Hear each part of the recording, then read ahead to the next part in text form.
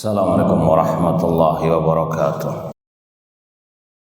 Innal hamdalillah nahmaduhu wa nasta'inuhu wa nastaghfiruh wa na'udzu billahi min syururi anfusina wa min sayyiati a'malina. Man yahdihillahu fala mudhillalah wa man yudlil fala hadiyalah. Ashhadu an la ilaha illallah wahdahu la syarika lah wa ashhadu anna Muhammadan abduhu wa rasuluh. Ya ayyuhalladzina amanu taqullaha haqqa tuqatih wa la tamutunna illa wa antum muslimun. Ya ayyuhan nasu taqu rabbakumul ladzi khalaqakum min nafsin wahidah wa khalaqa minha zawjaha wa batha minhuma rijalan katsiran wa nisaa wattaqullaha alladzi tasaaluna bihi wal arham innallaha kana 'alaikum raqibah. Ya ayyuhalladzina amanu taqullaha wa qulu qawlan sadida yuslih lakum a'malakum wa yaghfir lakum dhunubakum wa may yuti'illaha wa rasulahu faqad faza fawzan 'azima. Amma ba'd, fa inna asdaqal hadits kitabullah wa khairal hadi hadi Muhammadin sallallahu alaihi wasallam wa syarrul umuri muhdatsatuha wa kullu muhdatsatin bid'ah wa kullu bid'atin dhalalah wa kullu dhalalatin finnar. Ma'asal muslimin, ikhwani fillah wa akhwati, bapak-bapak, ibu-ibu, saudara-saudari rahimani wa rahimakumullah. Alhamdulillah, segala puji bagi Allah Subhanahu wa taala yang memberikan kepada kita banyak kenikmatan. Di antaranya nikmat kita masih bisa melanjutkan kajian kitab Ushulul Iman oleh Syekhul Islam Muhammad bin Abdul Wahhab rahimahullahu taala. Semoga Allah Subhanahu wa taala menghidupkan dan mewafatkan kita di atas tauhid dan sunnah Rasulullah sallallahu alaihi wasallam. Kita masih dalam pembahasan tentang ma'rifatullah, mengenal Allah, terutama lewat nama-nama dan sifat-sifatnya. Dan sudah kita sampaikan dari awal, ini merupakan ilmu yang paling mulia di atas muka bumi ini, dan ini merupakan ilmu yang paling wajib dipelajari, dan sekaligus ini merupakan bekal kita untuk bisa merasakan nikmat kubur, menjawab pertanyaan mungkar wan nakir, man rabbuka, siapa Rabbmu. Sekali lagi, bab ma'rifatullah ini salah satu yang ditekankan oleh penulis dalam kitab Salasatul Usul atau Usulul Salasa, yaitu mengenal Allah adalah bekal seorang hamba ketika di alam barzakh. Baik, langsung saja kita lanjutkan bab nuzulullahi subhanahu wa ta'ala. Bab tentang sifat turunnya Allah subhanahu wa ta'ala. Sahih? Wa anhu anna Rasulullah SAW qala, dari Abi Hurairah radhiyallahu ta'ala anhu, bahwasanya Rasul SAW bersabda, yanzilu rabbuna tabaraka wa ta'ala kulla lailatin ila sama'i dunya hina yabqa sulusul laili al-akhiri. Rabb kita Allah tabaraka wa ta'ala turun setiap malam ke langit dunia ketika tinggal sepertiga malam terakhir.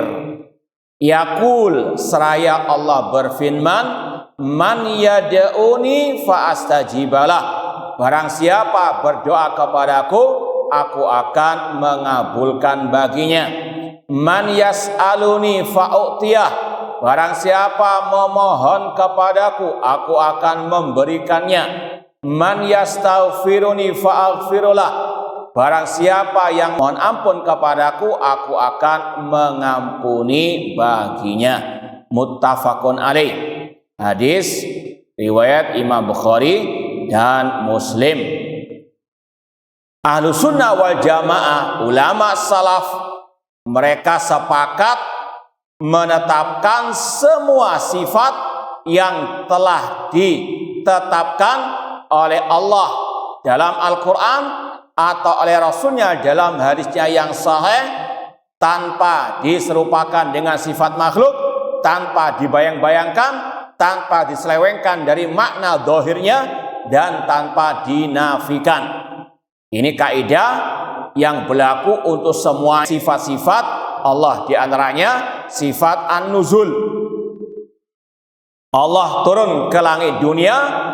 Ahlus sunnah mengatakan ini adalah sifat yang wajib ditetapkan bagi Allah. Allah turun ke langit dunia sepertiga malam yang terakhir sesuai dengan kebesarannya, tidak serupa dengan turunnya makhluk, tidak boleh dibayang-bayangkan bagaimana Allah itu turun, tidak boleh diselewengkan, ditakwil, ditahrif dengan mengatakan yang turun adalah malaikatnya, yang turun adalah rahmatnya, yang turun adalah perintahnya. Itu tahrif, takwil ahlil kalam yang batil dan tidak boleh dinafikan. Tetapkan tanpa diserupakan. Laisa kamitslihi syai'un wa huwas samiul basir.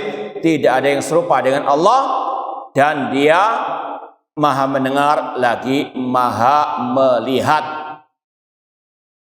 Alhamdulillah, kemarin kita di TV Roja, siaran live siang kemarin, kajiannya, pembahasannya juga sama, berkaitan dengan sifat turunnya Allah dari kitab Al-Mandhumah Al-Haiyah, yaitu kumpulan bait-bait syair yang berkaitan dengan akidah yang ditulis oleh Al-Imam Abdullah bin Imam Abi Dawud yang wafat abad keempat Hijriah atau meninggal tahun 316 Hijriah.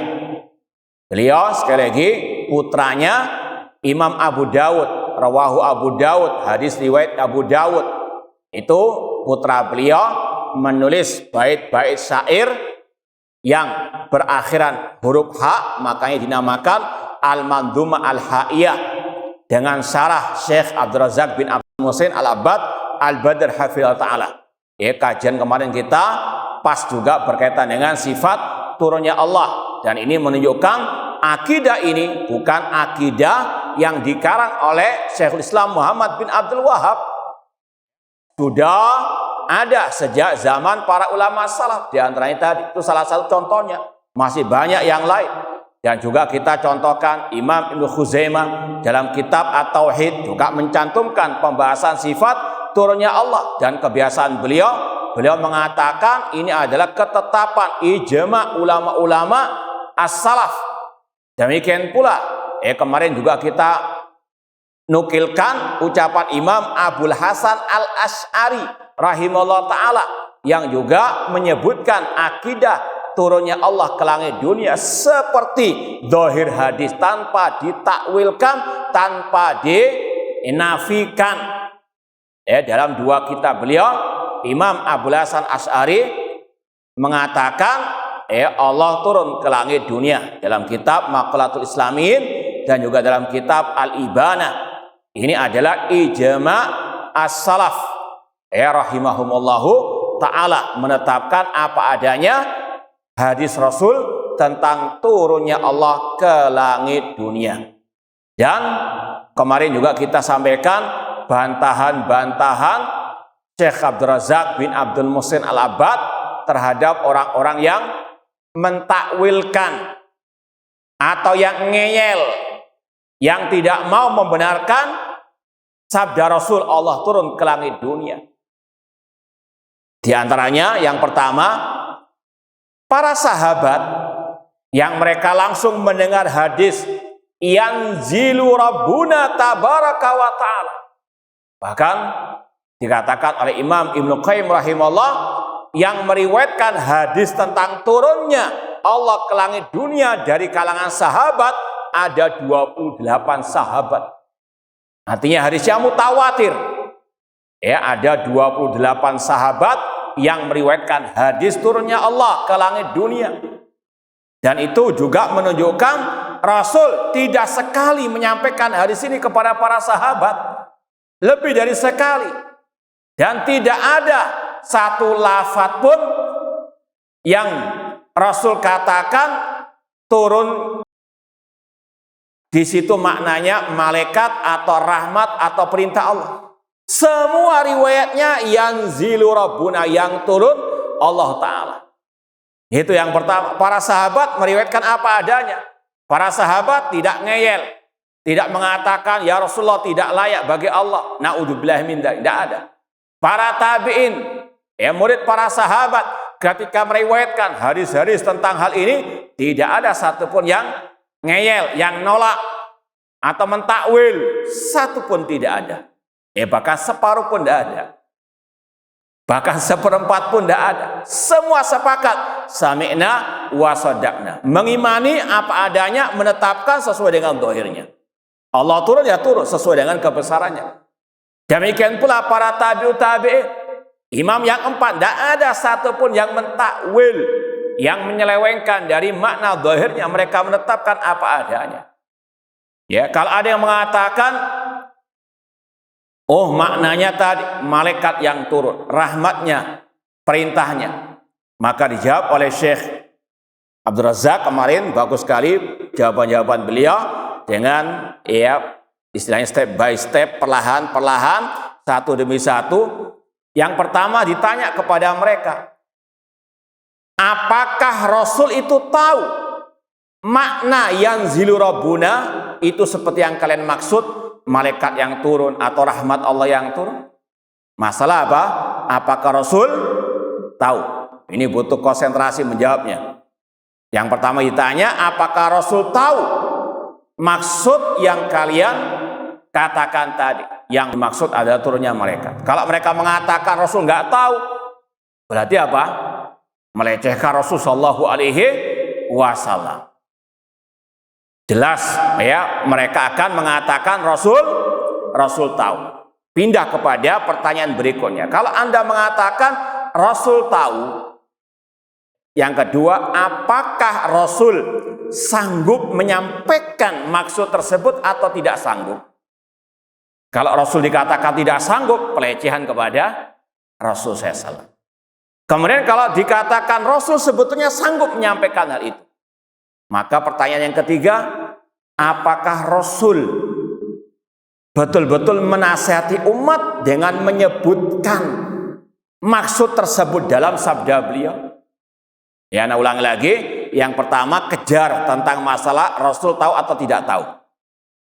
Yang kedua, kalau dijawab Rasul tidak tahu, ini pelecehan jelas kepada Rasul SAW. Kalau mengatakan Rasul tahu, pertanyaan yang kedua, apakah Rasul sanggup atau tidak menyampaikan maksud tersebut kepada umat? Kalau dijawab tidak sanggup, berarti apa? Pelecehan kepada Rasul. Kalau Rasul dikatakan Rasul sanggup menyampaikan. Yang ketiga, apakah Rasul betul-betul menasihati umat ataukah tidak? Kalau dikatakan Rasul tidak menasihati umat, pelecehan. Bentuk apa? Luar biasa memperolok Rasul SAW. Kalau Rasul dikatakan Rasul adalah manusia yang paling sangat menasihati umat, maka kita tanya, mana buktinya Rasul menyebutkan yang turun adalah malaikatnya? Paham ya? Dan ini pertanyaan untuk membantah semua syubhat mereka tentang masalah al-bid'ah. Bahkan ini juga sebetulnya Syekh Abdul Razak mengambil dari ulama sebelumnya, di antaranya Imam Ahmad rahimahullah, ketika berdebat dengan Ahmad bin Abi Duat. Secara global mirip. Kata Imam Ahmad, ucapan kalian Al-Quran makhluk, apakah itu diketahui oleh Rasul ataukah tidak? Kalau dikatakan Rasul nggak tahu, kami yang menemukan, ya luar biasa ngominteri Rasul, menganggap Rasul jahil, mereka yang pintar. Naudzubillah, pelecehan kepada Rasul SAW. Ya tadi, kalau mereka mengatakan Rasul tahu Al-Quran itu makhluk misalnya, ya maka dikejar tadi, apakah Rasul sanggup menyampaikan atau tidak. Sampai terakhir, mana buktinya Rasul mengatakan demikian. Paham dong? Demikian pula di sini, kalau kalian mengatakan yang turun adalah malaikat atau rahmat Allah, mana dalil satu redaksi saja hadis yang sahih Rasul mengatakan yanzilu malaku rabbina? Mana? Sedangkan tadi riwayatnya banyak, tidak ada satupun yang mengatakan yang turun malaikatnya atau yang turun rahmatnya, yang turun perintahnya, tidak ada. Semuanya dengan lafaz yanzilu rabbuna, turun Rabb kita. Paham? Ini diantara ringkasan kajian kita di Ref Roja kemarin yang ada kaitan dengan sifat nuzulullah. Allah turun ke langit dunia sepertiga malam terakhir. Dan kalau ada syubhat, kan bukankah di dunia ini sepertiga malam terakhir itu ya berbeda-beda? Maka kita sekali lagi katakan Allah turun sesuai dengan kebesaran. Jangan dia apa? Ya takyif, dibayang-bayangkan, dibagaimanakah. Dan itu sumbernya adalah virus tasbih. Ketika mengatakan kan bukan sepertiga malam terakhir itu apa? Berganti-gantian, berbeda-beda di tiap negeri, maka kita katakan itu muncul pertanyaan daripada apa? At-tasbih, mengkiaskan Allah dengan apa? Makhluk, seolah-olah apa? Allah nggak sanggup. Atau ucapan, apakah kalau Allah turun ke langit dunia arsy-Nya kosong? Ini juga sama. Ya, pertanyaan yang muncul dari arah apa? Cukup sudah, tetapkan Allah turun sesuai dengan kebesarannya. Jangan diotak-atik dengan pertanyaan-pertanyaan tadi. Itu pertanyaan orang-orang yang tidak mau sami'na wa shaddaqna kepada sabda Rasul SAW. Buktinya tadi, para sahabat yang meriwayatkan hadis ini tidak ada satupun dari mereka yang bertanya bagaimananya, kenapa, mengapa, dan seterusnya. Sudah sami'na wa shaddaqna. Dan inilah sekali lagi yang juga diucapkan oleh Imam Malik, al-istiwa maklum wal kaifu majhul. Nah, kata para ulama juga dari faedah hadis ini ada keterkaitan antara akidah dan al-ibadah.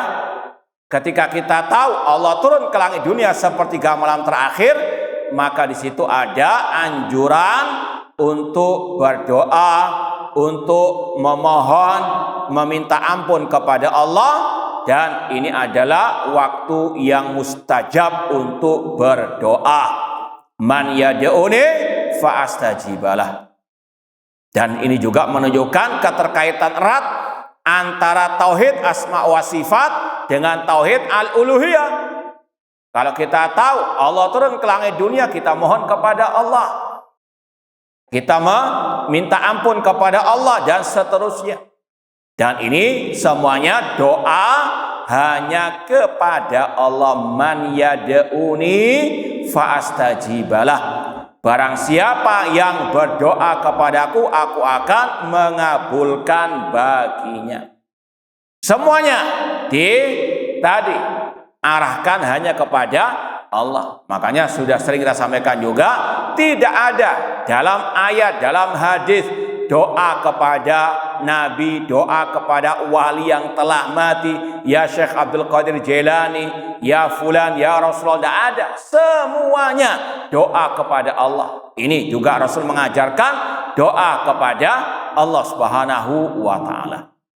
Demikian pula dalam redaksi man yad'uni, barang siapa berdoa kepadaku, ini bantahan juga kepada yang mentakwil yang turun malaikat Allah. Kalau malaikat yang turun, apakah yang mengatakan ini juga malaikat? Barang siapa berdoa kepadaku, aku akan mengabulkannya. Malaikat berbuat syirik, naudzubillah min dzalik. Tiap malam malaikat mengatakan demikian, naudzubillah. Apakah malaikat yang bisa mengabulkan doa? Naudzubillah. Ya, sekali lagi, malaikat la ya'sunallah, nggak mungkin bermaksiat kepada Allah, apalagi sampai mengaku sebagai sesembahan. Barang siapa berdoa kepadaku. Paham maksudnya? Ya, sekali lagi ini bantahan juga kepada yang mentakwil yang turun adalah malaikat Allah, sedangkan redaksi hadisnya semuanya berkaitan dengan Allah. Man yad'uni, barang siapa berdoa kepadaku. Ya, aku di situ siapa? Allah, bukan malaikat. Man yastaghfiruni, barang siapa memohon ampun kepadaku, aku di situ siapa? Allah, bukan malaikat. Demikian pula yang pertama, yang zilu rabbuna, yang turun adalah Allah, bukan malaikat. Sekali lagi, ini yang diyakini oleh ulama salaf Ahlussunnah sepanjang masa, yang turun adalah Allah Subhanahu wa ta'ala di sepertiga malam yang terakhir. Baik, kita lanjutkan bab berikutnya, wasful jinan wan nazar ilallahi subhanahu wa ta'ala. Wa an Abi Musa al-Asy'ari radhiyallahu anhu qala, babnya tentang sifat surga Allah dan melihat kepada Allah Subhanahu wa ta'ala di surga.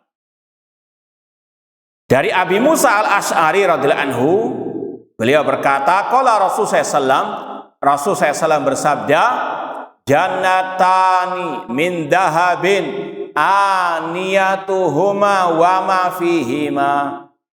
Ada dua surga dari emas, bejana keduanya dan juga apa yang di dalamnya juga dari emas. Kemudian kata Rasul lagi, wa jannatani min fiddatin aniyatuhuma wa ma fihima. Dan ada pula dua surga. Maksud dua surga di sini tingkatan. Ya, surga satu hanya untuk orang yang beriman. Jangan gagal paham. Jangan seperti orang liberal. Mereka mengatakan orang muslim ada surganya, orang Nasara juga nanti ada surganya masing-masing. Ini kufur billah. Kita wajib meyakini surga hanya untuk orang yang beriman, yang bertauhid. Orang kafir musyrik kekal dalam neraka. Innalladzina kafaru min ahlil kitabi wal musyrikina fi nari jahannam khalidina fiha ulaika hum syarrul bariyah. Sesungguhnya orang kafir dari ahli kitab Yahudi maupun Nasara dan orang musyrikin, mereka kekal dalam api neraka selama-lamanya. Ya, mereka tidak mungkin masuk surga hatta yalijal jamalu fi samil khiyat. Kata Allah, sampai unta bisa masuk ke lubang jarum. Kapan bisa? Ya, mustahil.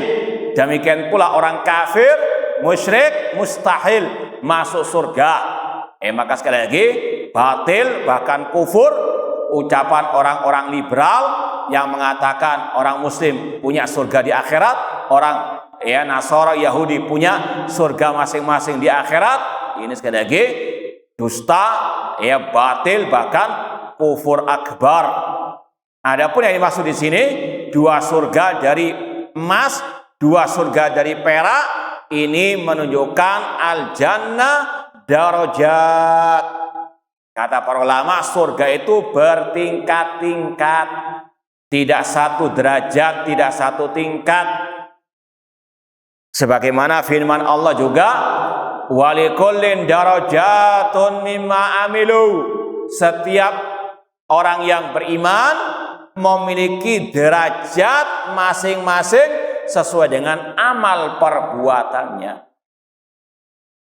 Sekali lagi, maksud dua surga dari emas, dua surga dari perak, itu tingkatan-tingkatan di surga yang Allah sediakan hanya bagi yang beriman, bertauhid. Anak ulangi lagi terjemahannya, kata Rasul, ada dua surga dari emas, bejana-bejana dan yang di dalamnya juga dari emas. Dan ada pula dua surga dari perak, bejananya dan yang di dalamnya juga dari perak. Dan ini juga kata para ulama yang diisyaratkan oleh Allah dalam surat Ar-Rahman ya, ayat 46. Coba lihat surat Ar-Rahman ayat 46. Allah mengatakan waliman khafa maqama rabbih jannatan. Dan orang-orang yang takut menghadap kepada Allah di hari akhirat, baginya jannatan, 2 surga. Yaitu yang pertama tadi, surga dari emas. Kemudian ayat ke-62 dari surat Ar-Rahman, wa min dunihima jannatan. Dan yang di bawah 2 surga tadi itu juga ada 2 surga. Ya, surat Ar-Rahman ayat 62. Dari hadis ini seperti tafsir dari surat Ar-Rahman.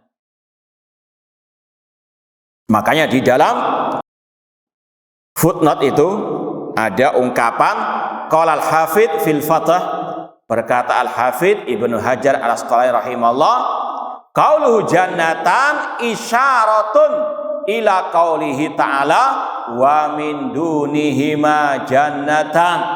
Isyarat kepada firman Allah tadi surat Ar-Rahman ayat 62.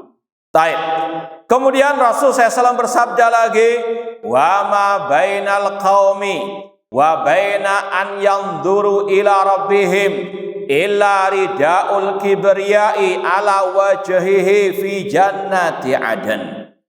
Dan tidaklah antara orang-orang yang beriman dan antara mereka melihat kepada Rabb mereka kecuali ada selendang kebesaran Allah yang di atas wajahnya di surga Aden. Dan ini inti pembahasan bab kita sekarang ini, yaitu ma'rifatullah, mengenal Allah. Di antaranya orang yang beriman akan melihat Allah di surga kelak. Semoga Allah menganugerahkan kepada kita kenikmatan melihat wajahnya di surga. Dan bab ini sebetulnya sudah ada di 2 bab sebelumnya, ya, sudah pernah kita lewati. Isbatu ru'yatillah, menetapkan melihat Allah pada hari kiamat lil mukminin, bagi orang-orang yang beriman. Dan sudah dijelaskan juga di dalam footnote bahwasanya ketika penduduk surga sudah masuk surga, Allah berfirman, apakah kalian mau aku tambahkan nikmatku? Mereka penduduk surga menjawab, bukankah engkau ya Allah menjadikan wajah kami berseri-seri? Bukankah engkau telah memasukkan kami ke dalam surga, menjauhkan kami dari api neraka? Kemudian kata Rasul, fayakshiful hijab. Kemudian Allah menyingkapkan hijabnya, fama u'tu syai'an ahabba ilaihim minan nadhar ila rabbihim. Dan mereka penduduk surga tidaklah diberi sesuatu kenikmatan yang lebih mereka cintai daripada melihat kepada Rabb mereka. Ini akidah Ahlus Sunnah wal Jamaah, orang yang beriman melihat kepada Allah di surga kelak berdasarkan tadi dalil-dalil dari ayat, hadis, dan juga ijma' as-salaf. Adapun dalilnya sekali lagi sudah kita lewati dari ayat lilladzina ahsanul husna wa ziyadah, orang-orang yang berbuat baik bagi mereka surga dan tambahannya, yaitu melihat kepada wajah Rabb mereka. Wujuhu yawma idin nadhira ila rabbiha nadhira, wajah-wajah orang beriman berseri-seri pada hari kiamat, ya, dan kepada Rabb-nya lah mereka melihat. Baik, kita lanjutkan bab berikutnya,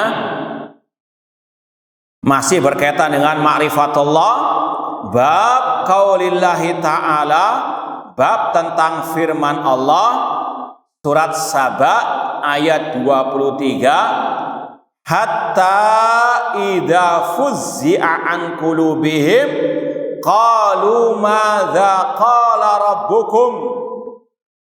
Apabila telah hilang rasa takut dari hati para malaikat, mereka berkata, apa yang telah dikatakan oleh Rabb kalian? Qalu, mereka malaikat mengatakan al-haq, Allah mengatakan kebenaran, wa huwal aliyul kabir, dan dia Allah maha tinggi lagi maha besar. Ikhwani fillah wa akhwati rahimani wa rahimakumullah. Sekali lagi ayat ini berkaitan dengan nanti beberapa sifat Allah, di antaranya sifat kalamullah.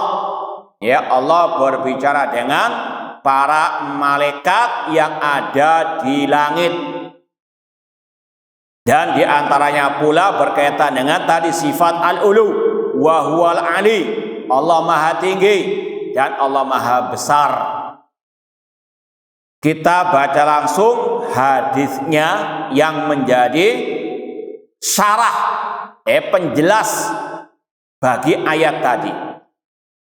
Dan dikasih judul oleh Syekh hadisnya, Kadzibul kahanati wa dajaluhum.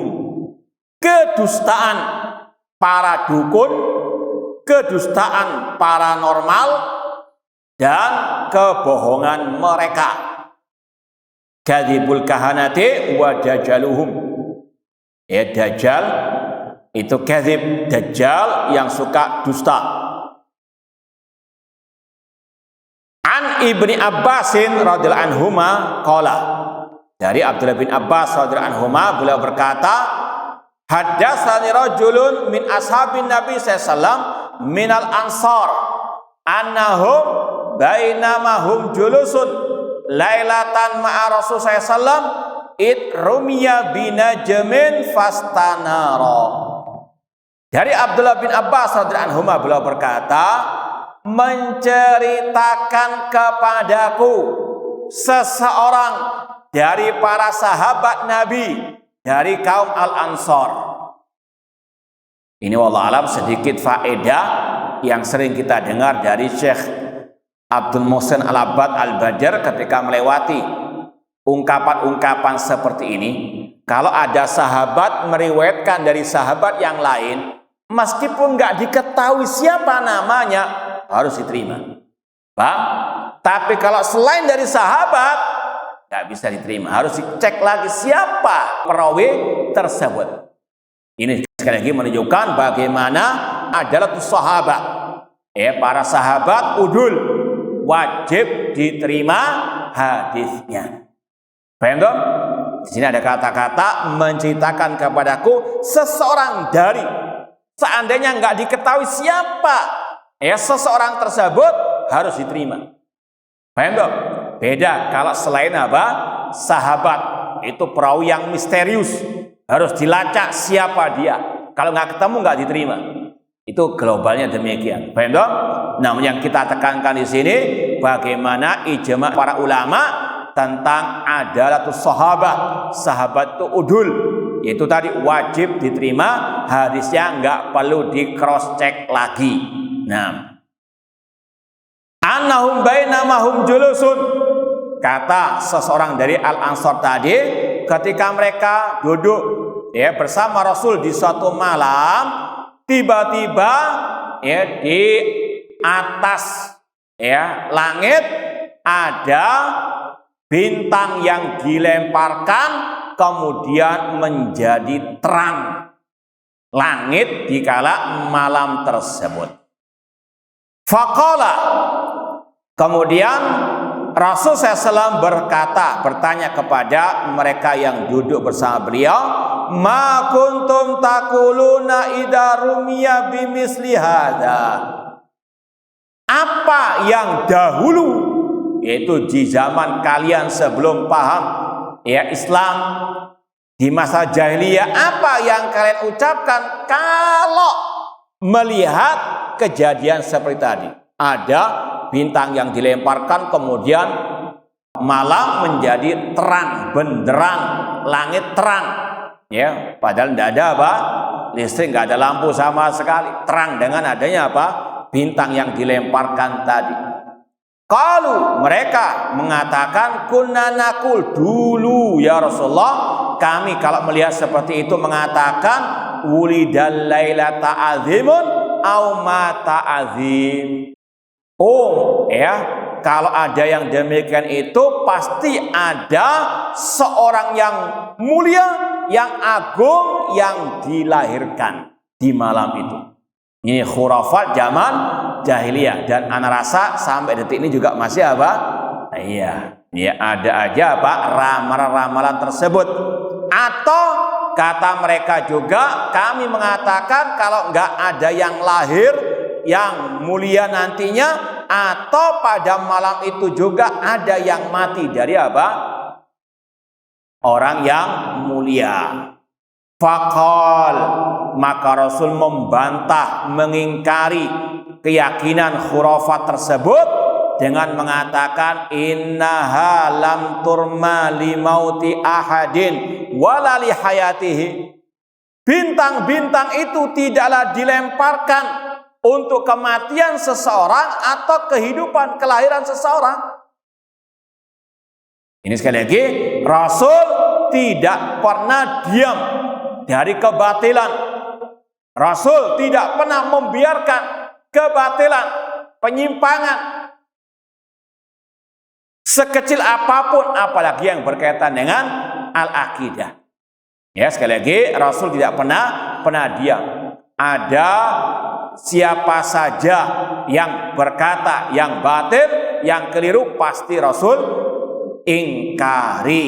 Di antaranya di sini, walakinna rabbana azza wa jalla idza qada amran sabbahat hamratul arsy. Akan tetapi Rabb kita Allah azza wa jalla apabila memutus suatu perkara, maka malaikat yang memikul arasnya Allah bertasbih. Ini ada penetapan iman kepada malaikat pembawa al-arsy.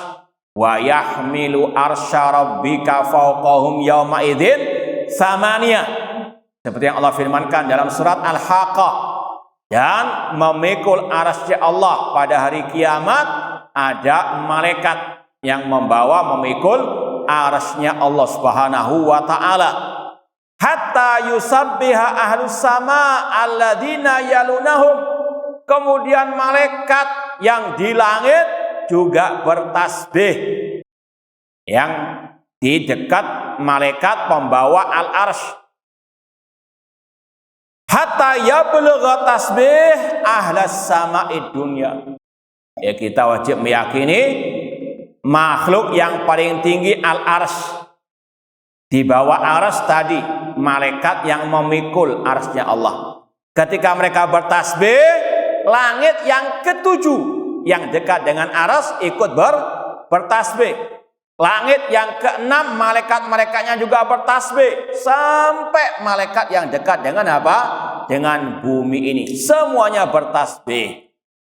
Fayaqulul ladzina yaluna hamratal arsy madza qala rabbukum. Para malaikat yang dekat dengan para pemikul arsy-Nya Allah dari kalangan malaikat juga mengatakan apa yang dikatakan oleh Rabb kalian, yang dikatakan oleh Allah. Ini yang kita tegaskan dari awal, adanya sifat kalam bagi Allah, dan juga Ahlus Sunnah meyakini kalam Allah bisautin. Firman Allah, kalam Allah dengan suara seperti yang dikatakan oleh Rasul dalam Sahih Bukhari, wa yunadihim bisautin yasma'uhu man ba'uda kama sami'ahu man qaruba. Dalam Sahih Bukhari, ketika Allah memanggil para penduduk padang mahsyar bisautin dengan suara yang didengar yang jauh seperti yang didengar oleh yang dekat. Dan juga dalam beberapa kajian kita pernah membawakan kitab As-Sunnah karya putranya Imam Ahmad yang sama tadi. Kalau Imam Abu Dawud punya putra yang tadi namanya Abdullah bin Imam Abi Dawud. Imam Ahmad juga punya putra namanya Abdullah bin Imam Ahmad. Dua-duanya juga tadi punya karya tentang akidah salaf. Cuma yang Imam Ahmad putranya As-Sunnah itu banyak riwayat periwayatannya tebal. Kalau tadi kan kumpulan bait syair yang sangat singkat. Intinya putranya Imam Ahmad yang bernama Abdullah bin Imam Ahmad meriwayatkan dalam kitab tadi As-Sunnah ucapan Abdullah bin Mas'ud radhiyallahu anhu, "Idza kallamallahu bil wahyi sami'a ahlu samawatihi sautahu." Kata Abdullah bin Mas'ud, apabila Allah berbicara dengan wahyu, maka semua penduduk langit mendengar suara Allah, sautahu. Bahkan Imam Ahmad rahimahullah dalam kitab itu juga ketika ditanya oleh putranya Abdullah bin Imam Ahmad rahimahumullah, "Sa'atu abi an qaumin yunkirun annallaha yukallimullaha bisautin." Aku bertanya kepada ayahku tentang sekelompok orang yang mereka mengingkari Allah berbicara dengan suara. Maka kata Imam Ahmad, bala, itu tidak benar. Bal kallamallahu Musa bisautin. Bahkan Allah berbicara dengan Nabi Musa dengan suara. Ini sekali lagi akidah as-salaf. Apalagi tadi ada hadisnya, ada ucapan dari sahabat Abdullah bin Mas'ud radhiyallahu taala anhu. Kemudian tadi dikatakan malaikat-malaikat yang dekat dengan pembawa arsy-Nya Allah bertanya, apa yang dikatakan oleh Rabb kalian? Nanti akan ada tambahan riwayat ketika Allah menurunkan wahyunya, malaikat semuanya pingsan karena takut kepada Allah Subhanahu wa taala. Makanya ketika mereka tersadar, mereka bertanya, apa yang dikatakan oleh apa? Rabb kalian. Nanti akan ada riwayat, mereka juga bertanya kepada malaikat Jibril. Fayukhbirunahum. Lalu malaikat pembawa arsy mengabarkan tentang firman Allah kepada mereka. Fayastakhbiru ahlus samawati ba'dhum ba'dha. Para penduduk langit dari kalangan malaikat saling bertanya tentang apa yang difirmankan oleh Rabb mereka. Sampai kabar itu diterima oleh malaikat yang ada di langit dunia. Langit yang paling apa? Dekat dengan bumi, Fatahtaful jinnus sam'a. Ini yang mau akan dibahas lebih detail lagi tentang inti babnya. Lalu jin-jin itu menyadap berita alias nguping. Sekali lagi, seorang muslimah wajib membenarkan apa yang Rasul sabdakan. Masuk akal nggak masuk akal, sami'na wa saddaqna. Berkaitan dengan sifat Allah, berkaitan dengan hal-hal yang gaib. Karena ciri orang yang beriman bertakwa, yu'minuna bil ghaib. Di antara yang gaib ini yang Rasul kabarkan. Ketika firman Allah sampai kepada penduduk langit yang dekat dengan dunia, jin-jin itu dalam riwayat bertumpuk-tumpuk mereka sampai ke langit atau dekat langit, nguping, menyadap apa pembicaraan malaikat di langit dunia tersebut. fayulqunahu ila awliyaihim. Setelah mereka dapat hasil nguping menyadap tadi, jin-jin tersebut memberitahukan kepada para wali-walinya, yaitu dari kalangan paranormal, dukun, ya, atau tukang sihir atau yang sejenis dengan mereka. Fama ja'u bihi ala wajhihi fawal haq. Kalau seandainya dukun-dukun itu menyampaikan seperti apa adanya yang diucapkan oleh jin dari kalangan, ya, atau yang mereka sadar dari kalangan malaikat, itu benar. Walakinnahum yakrifuna wa yazidun. Namun namanya dukun paranormal itu ditambah-tambahi. Dalam riwayat nanti akan ada tambahan, 1 yang benar, 100 yang dusta.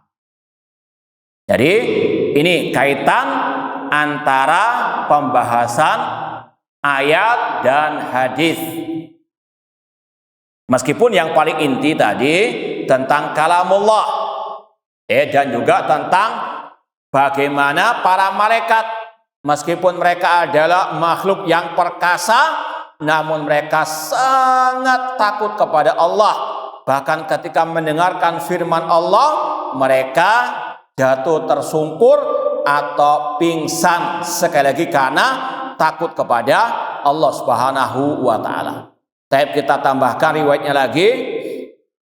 Kalau tadi riwayat Muslim, Tirmidzi dan Nasa'i. Kemudian yang ke-29, wa anin Nawas ibni Sam'an radhiyallahu anhu qala Rasulullah sallallahu. Dari Nawas bin Sam'an radhiyallahu anhu, beliau berkata, Rasulullah sallallahu bersabda, idza aradallah an yuhya bil amri takallama bil wahyi akhadatis samawati minhu rajfat aw qala ri'dat syadidat khaufan minallahi azza wa jalla. Apabila Allah menghendaki untuk menurunkan wahyu, Allah berbicara dengan wahyu tersebut, maka malaikat bergetar, ya, dengan getaran yang sangat keras, khaufan minallahi azza wa jalla, karena takut kepada Allah azza wa jalla. Fa idza sami'a dzalika ahlus samawati sa'iqu. Apabila penduduk langit dari kalangan malaikat mendengar firman Allah, mereka juga pingsan. Au qalu kharru lillahi sujada, atau mereka tersungkur sujud kepada Allah.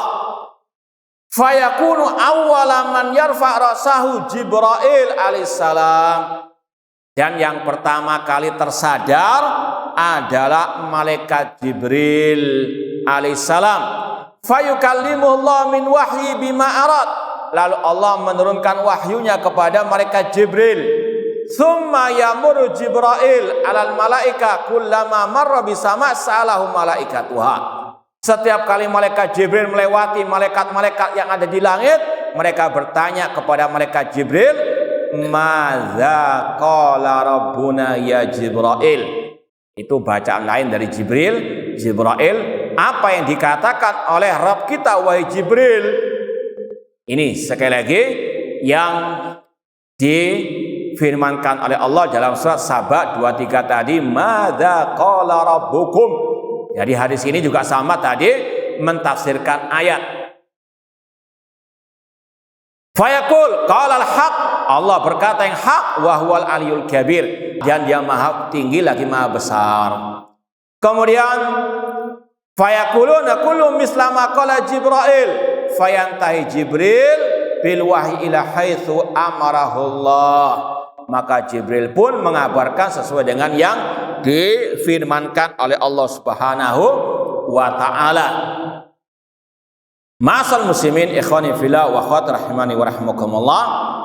Kalau mau kita ambil faedah dari ayat dari hadis tadi, yang pertama berkaitan dengan mengenal Allah, dan ini inti babnya, yaitu tentang Allah punya sifat al-kalam bisautin. Allah punya sifat kalam dengan suara.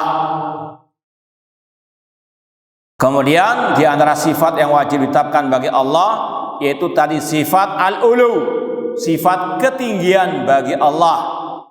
Kemudian yang ketiga, wajib mengimani para malaikat-malaikat Allah serta tugas-tugas mereka.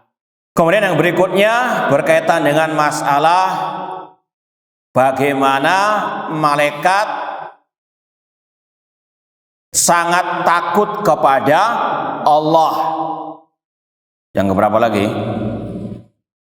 Ya, yang ketiga, ya, yang kelima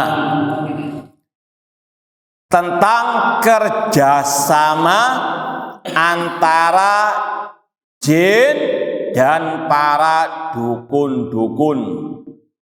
Sedikit kita tambahkan, antum kalau lihat footnote 28 halaman 60 itu, kata pentahqiq, hadal hadis yubtilu makana ali ahlul jahiliyah min i'tiqadihim anna hadis syuhbah tadullu ala wiladati azimin aw matihi. Hadis ini membatalkan keyakinan ahlul jahiliyah yang mengatakan bintang-bintang yang dilemparkan tadi menunjukkan akan kelahiran atau kematian orang yang agung yang mulia. Ini sudah kita lewati. Kemudian ditambahkan wa yufidu aidan annal jin yakhtafuna sama, dan juga di sini menunjukkan jin itu menyadap berita dari langit. Wa annal jinniya yakdhiful kalima ila wali al-kahin ba'da an yasma'aha, dan jin akan menyampaikannya kepada dukun yang ada kerjasama dengannya. Fayazidu alal kalima mi'a kalima, lalu ditambahkan oleh dukun satu ucapan dengan 100 kedustaan. Walihada ja'a fi hadisi Aisyah ala dirawahu Muslim. Oleh karena itulah Aisyah radhiyallahu anha pernah meriwayatkan, ya Rasulullah, innal kuhan kanu yuhaditsuna nabi syai' fanajidu haqqan. Aisyah pernah bertanya, ya Rasulullah, para dukun mereka kadang memberitahukan kepada kami sesuatu dan itu sesuai dengan faktanya. Itu sesuai dengan apa? Faktanya. Qal, maka Rasul mengatakan, tilkal kalimatul haqqa yakhtafuha al-jinni fayakdhifuha fi udhuni walihi wa yazidu fiha mi'a kadhibah. Itu adalah ucapan yang benar yang disadap oleh jin lalu dibisikkan kepada walinya, yaitu dari dukun tadi, kemudian oleh dukun ditambah 100 kedustaan. Ya, pasien dukun B misalnya itu mungkin ribuan. Tanya tentang bagaimana nasibnya, tentang barang yang hilang, tentang ini dan ini. Ya, satu yang benar, 1000 yang apa? Yang cuma memang pinter marketingnya. Ya, ditonjolkan yang apa? Sukses itu, fulan sukses itu diramal. Pak. Ya, sekali lagi, ini adalah apa? Ada MOU antara al-jin dan dukun-dukun tersebut. Seandainya tadi dukun itu pernah benar ucapannya, salah satu sebabnya karena apa? Hasil sadapan dari apa? Al-jin. Ya, sebelum mereka dilempari bintang-bintang tersebut. Dan di majelis kita hari Selasa juga di masjid ini sudah kita lewati fungsi apa? An-nujum. Fungsi bintang ada berapa? Ada 3. Yang pertama, ya, zinatus sama, walaqad zayyana sama ad-dunya bimasabiha wa ja'alnaha rujuman lisyayatin. Dan sungguh kami menghiasi langit dengan bintang-bintang dan kami jadikan bintang untuk melempar, yaitu setan-setan dari kalangan al-jin. Ini juga sama dengan tukang sihir. Mereka tidak mensihir kecuali dengan tadi bantuan dari al-jin, dan mereka disatukan dalam satu dosa syirik, dosa kufur. Ya, Rasul bersabda, "Man ataka hinan au arrafan fasaddaqa bima yaqul faqad kafara bima unzila ala Muhammad." Barang siapa mendatangi dukun atau tukang ramal dan membenarkan ucapannya, maka dia telah kafir kepada apa yang diturunkan kepada Nabi Muhammad. Pasiennya saja kafir, apalagi dukunnya, tukang sihirnya, karena tadi mereka ada MOU dengan jin untuk satu kata tadi, sama-sama berbuat syirik, berbuat kufur kepada Allah Subhanahu wa ta'ala. Baik, kemudian di antara faedah bab ini juga dari ayat hadis tadi yang keberapa? Yang keenam, fungsi bintang-bintang di langit untuk melempar setan. Ada pertanyaan berkaitan dengan pembahasan kita mulai tadi? Kalau tidak ada, kita lanjutkan satu bab lagi. Kita lanjutkan bab berikutnya, bab qaulillahi ta'ala, bab tentang firman Allah, wa ma qadarullaha haqqa qadrih wal ardu jami'an qabdatuhu yaumal qiyamah was samawati matwiyatun biyaminih subhanahu wa ta'ala amma yusyrikun. Tidaklah mereka mengagungkan Allah dengan sebenar-benarnya pengagungan. Bumi semuanya dalam genggaman Allah pada hari kiamat. Langit-langit itu dilipat dengan tangan kanannya Allah. Maha suci Allah dan maha tinggi Allah dari apa yang mereka sekutukan. Surat Az-Zumar ayat 67. Kalau dari ayat ini jelas adanya penetapan sifat tangan kanan bagi Allah, biyaminih. Dan ini yang telah juga disepakati oleh para ulama salaf ahlu sunnah wal jamaah. Allah memiliki sifat kedua tangan dan kedua tangannya kanan. Kata Rasul, wa kilta yaday yamin. Kita baca hadisnya. Qabdullah subhana al-arda wa taysama biyamini. Allah menggenggam bumi, melipat langit dengan tangan kanannya. An Abi Hurairah radhiyallahu ta'ala anhu qala sami'tu Rasul sallallahu alaihi yaqul, aku mendengar Rasul sallallahu bersabda, kata Abu Hurairah, yaqbidullahul arda, Allah menggenggam bumi. Dan kata-kata menggenggam, wayatwis sama, Allah melipat dengan tangan kanannya. Ini semuanya menegaskan bahwasanya betul-betul Allah memiliki tangan yang hakiki sesuai dengan kebesarannya, bukan majas. Karena ahli bidah mengatakan, maknanya bukan tangan yang hakiki, namun itu sekedar simbol kekuatan Allah, atau makna aliyat al-quwa, kekuatan. Sekali lagi, ini takwil yang batil kata para ulama, karena Allah mensifati tangannya dengan berbagai macam sifat yang menunjukkan betul-betul itu sifat tangan yang hakiki, bukan majas. Contoh di sini diantaranya Rasul mengatakan Allah menggenggam bumi, Allah melipat langit dengan tangan kanannya. Tsumma yaqul, kemudian Allah berfirman, Anal Malik, aku adalah raja yang maha berkuasa. Aina mulukul ardi, mana raja-raja di dunia. Rawahul Bukhari.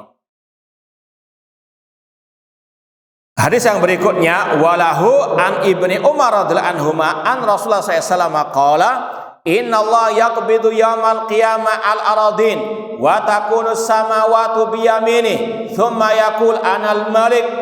Sesungguhnya Allah menggenggam pada hari kiamat bumi dengan tentunya 7 lapisnya. Demikian pula Allah melipat langit dengan 7 lapisnya dengan tangan kanannya sesuai dengan kebesaran Allah Subhanahu wa taala. Tidak boleh diserupakan dengan sifat makhluk, tidak boleh dibayang-bayangkan, tidak boleh diselewengkan dari makna yang sebenarnya. Wa fi riwayat anhu anna Rasul sallallahu qara hadil ayat dzata yaumin alal mimbar. Dalam riwayat Rasul pernah membaca ayat tadi surat Az-Zumar wa ma qadarullah di atas mimbar. Wa ma qadarullah sampai akhir. Wa Rasul sallallahu yaqulu hakadha biyadih. Dan Rasul sallallahu yang mengatakan dengan isyarat tangannya. Hakadha biyadih yuharrikuha, dan Rasul menggerak-gerakkannya. Wa yuqbil biha wa yudbir. Rasul menghadap ke depan dan ke belakang dengan tetap mengisyaratkan dengan jari beliau. Ini pembahasan pernah kita sampaikan ketika membahas firman Allah, wa kana sami'an basira.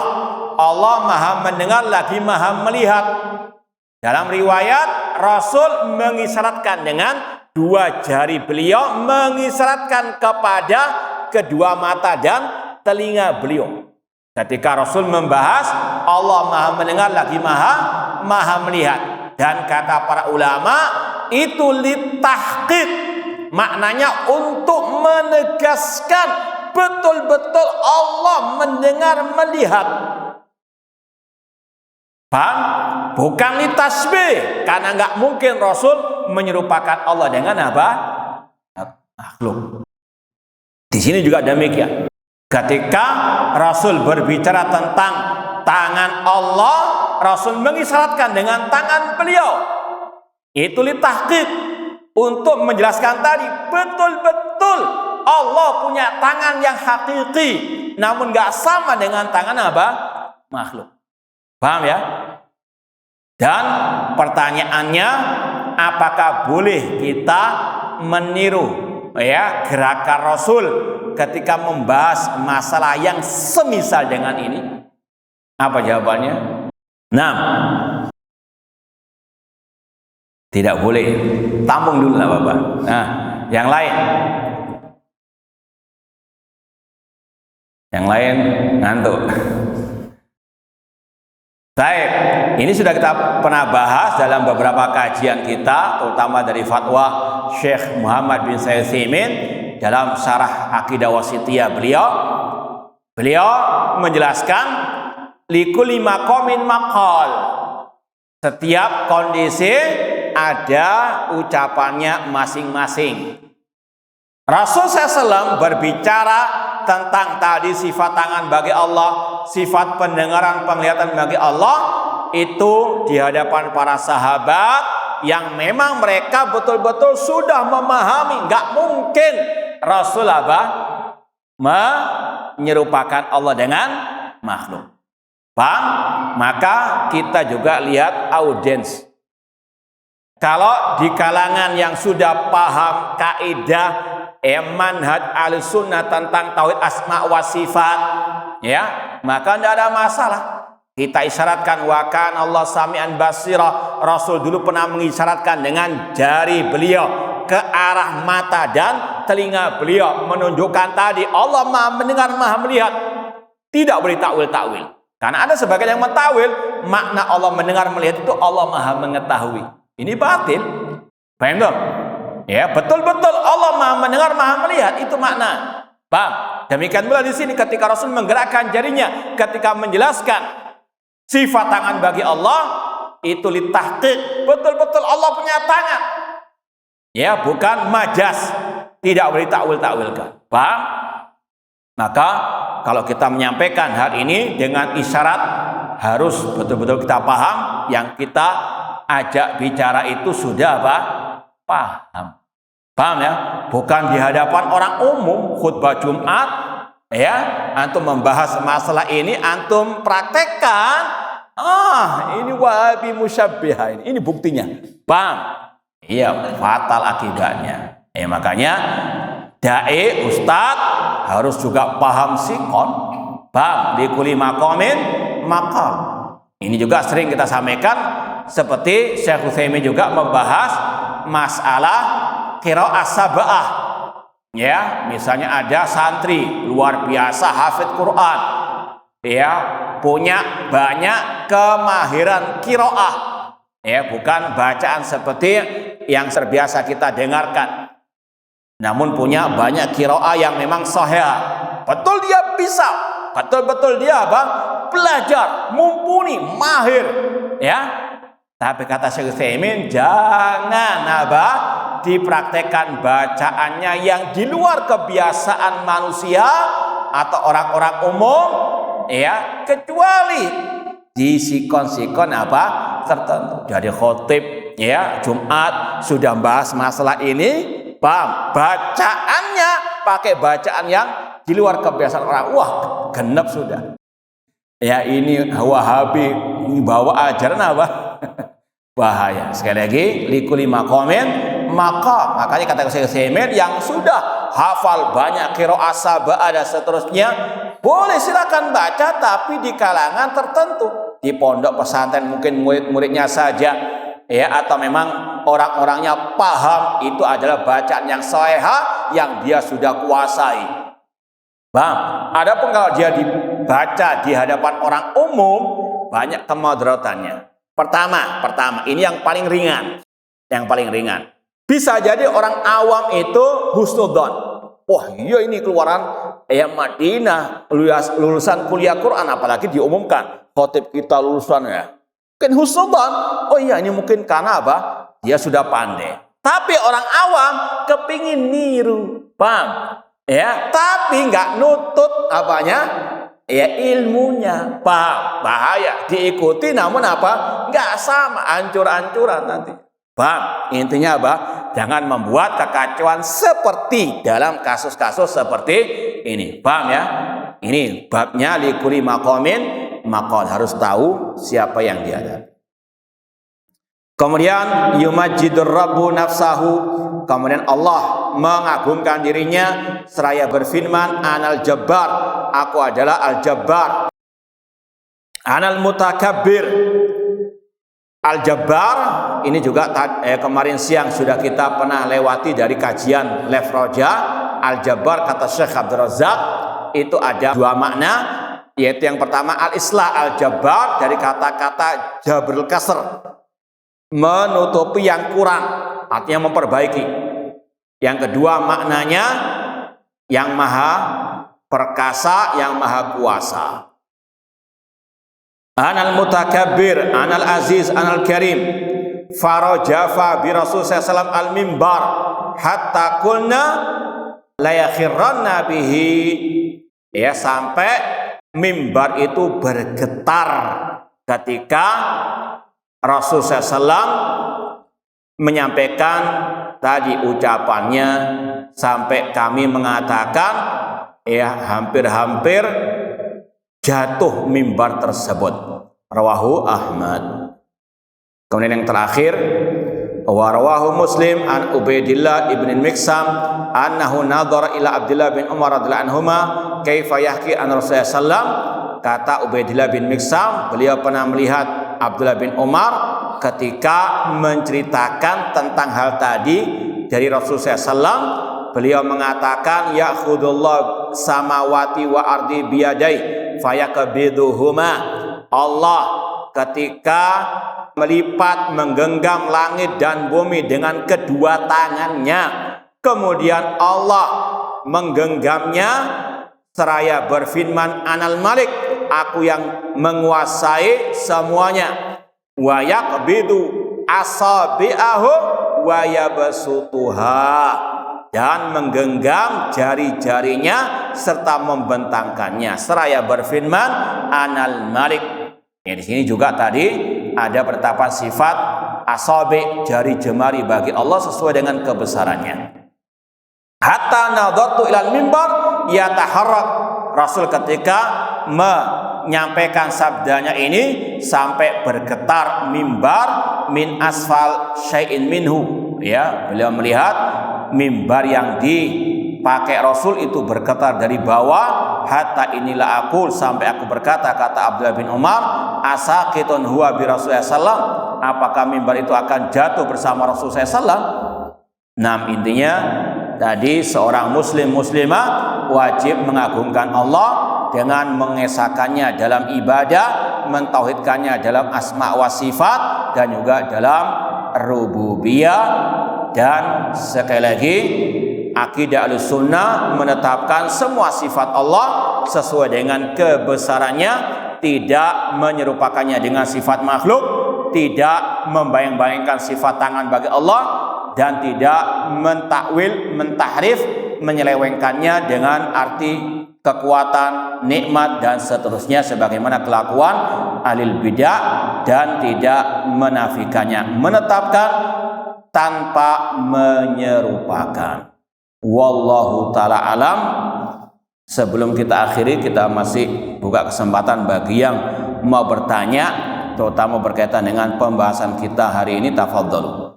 Kalau tidak ada, kita tutup. Tafadhol. Kalau misalnya, kalau sifat perkataan manusia itu adalah, apakah perkataan manusia, perkataan Allah? perkataan manusia adalah, Iya. Apakah kemampuan untuk manusia bicara itu termasuk sifat atau apa? Baik. Manusia dan apa yang ada pada mereka adalah makhluk. Ucapan manusia makhluk, manusianya makhluk, perbuatannya makhluk, sebagaimana firman Allah, wallahu khalaqakum wa ma ta'malun. Allah yang menciptakan kalian dan perbuatan kalian. Paham? Manusia sifatnya, perkataannya, perbuatannya adalah makhluk. Paham sampai sini? Ada yang lain? Nah, coba. Ada yang lain? Baik, kalau tidak ada, kita cukupkan sekian. Kurang lebihnya mohon maaf. Wa jazakumullahu khairan atas perhatiannya. Aku qouli hada wa akhiru da'wana anil hamdulillahi rabbil alamin. Wassalamualaikum warahmatullahi wabarakatuh.